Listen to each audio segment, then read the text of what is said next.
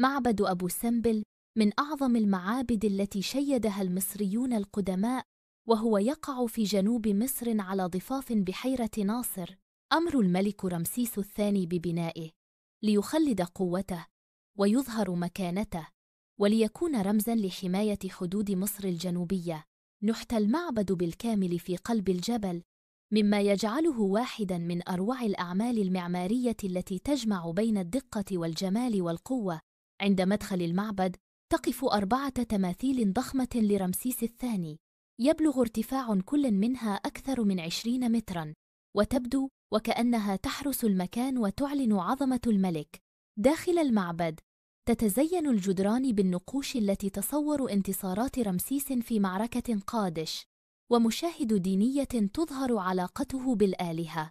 وقد صمم المعبد بطريقة فلكية مدهشة، حيث تدخل أشعة الشمس إلى قدسه مرتين في السنة، فتضيء تماثيل المعبودات في أعماقه، في مشهد يعد من أعظم أسرار الهندسة المصرية القديمة.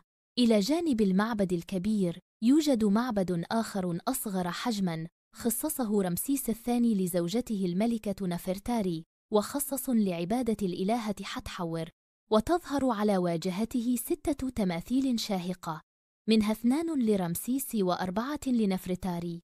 ويعد هذا التكريم من أروع ما قدمه ملك لزوجته في تاريخ مصر القديمة.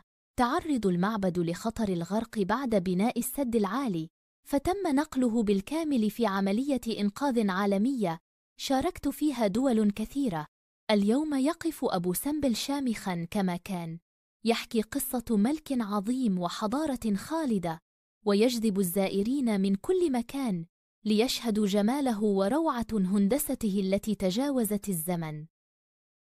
أبو الهول تمثال أسطوري يعد من أعظم رموز مصر القديمة، ويقع في هضبة الجيزة أمام أهرامات الملوك، نحت من صخرة واحدة ضخمة من الحجر الجيري، ويجمع بين جسد أسد قوي ورأس ملك، ليجسد فكرة الحماية والقوة والحكمة في آن واحد.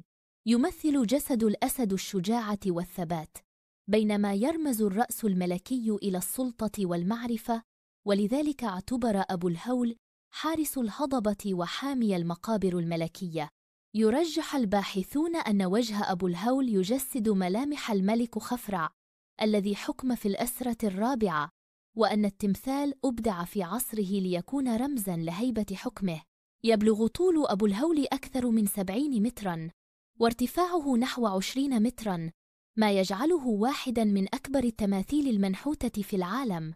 وعلى الرغم من تآكل أجزاء منه عبر الزمن مثل الأنف واللحية، فإن ملامحه الأساسية ما زالت صامدة، تعبر عن دقة الفن المصري وقوة صناعته.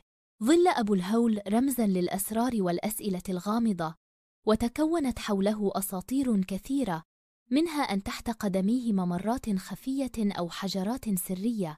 كان المصريون القدماء يربطونه بالشمس، ويرون أنه يتبع الإله رع في مساره اليومي، ولهذا بني معبد صغير أمامه لأداء الطقوس المخصصة له. اليوم يقف أبو الهول شاهداً على براعة المصريين القدماء، وقدرتهم على النحت والتحكم في الحجر بدقة مذهلة، ورغم آلاف السنين ما زال يثير الدهشة والإعجاب، ويحمل هيبته كرمز للقوة والحكمة والغموض الذي يحيط بحضارة لا تزال تبهر العالم.